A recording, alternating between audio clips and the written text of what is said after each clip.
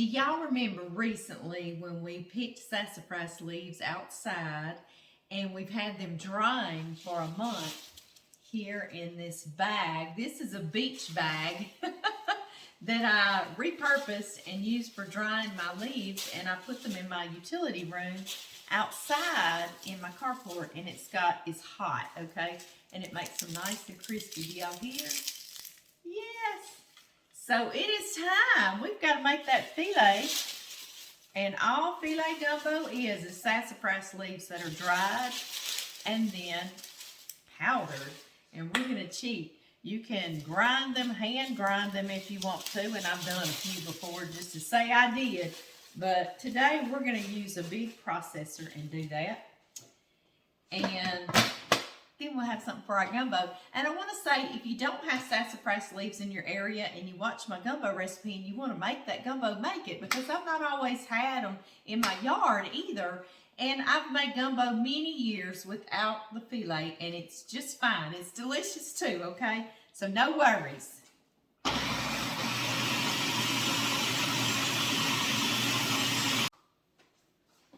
If y'all did not pick these sassafras leaves with me, if y'all missed that video, okay, because we had to do it in August, all right? And you're supposed to do it during a full moon at night. So we did that just to be silly, right? And I said it was just because it was hot during the day. They want you to go out at night.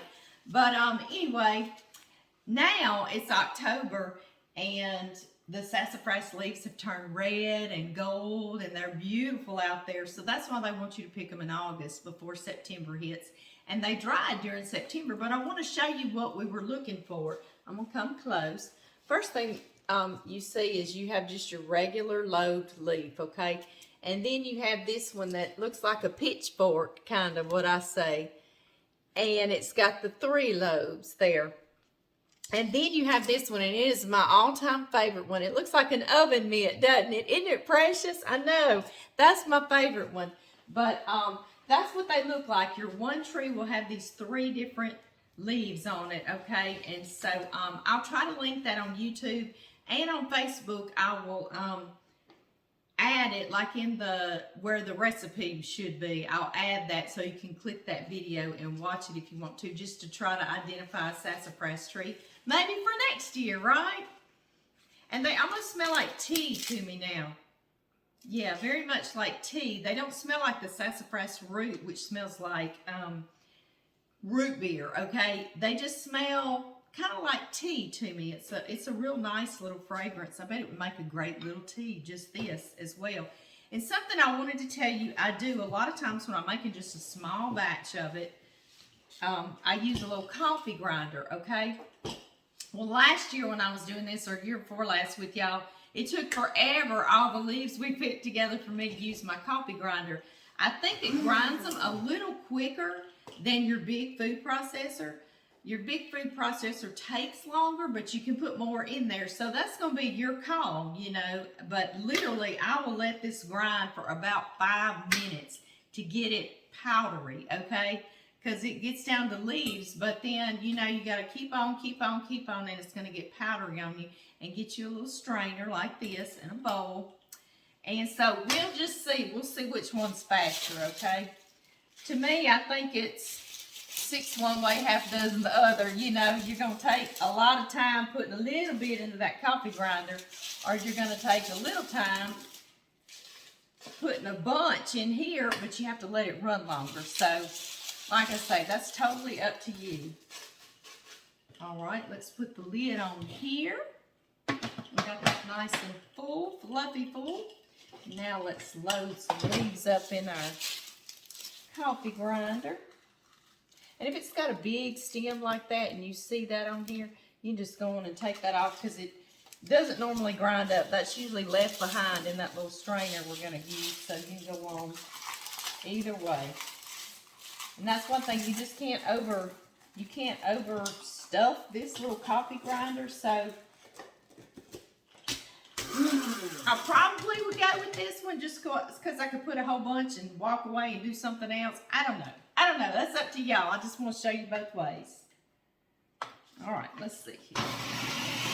There we go.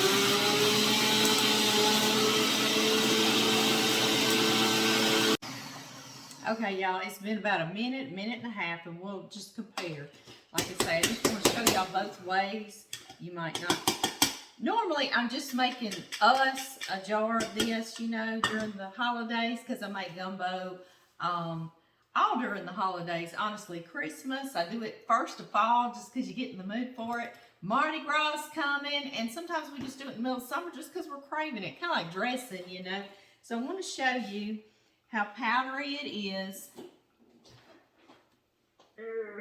Come here.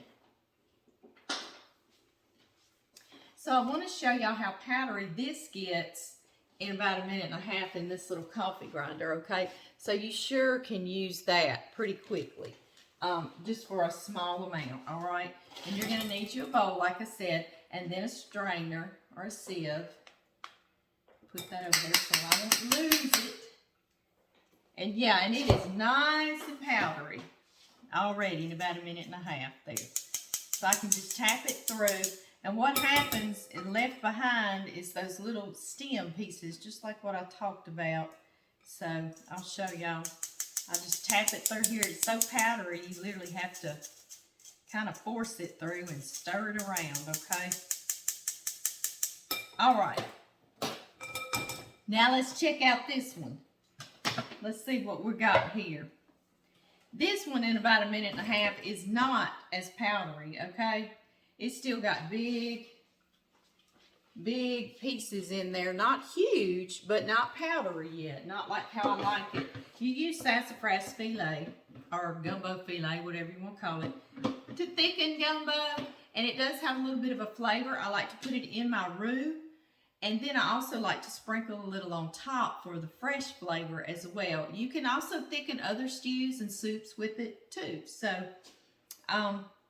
it was introduced to us settlers here, by the Native Americans. And so they taught us a whole lot of things, and I just don't want to lose that. I really don't. So anyway, I'm going to continue. This will get just as powdery. It just takes a little longer. So let's load up some more, though, while we're at it, right? Yeah. Let's go and polish off this bag. Why not?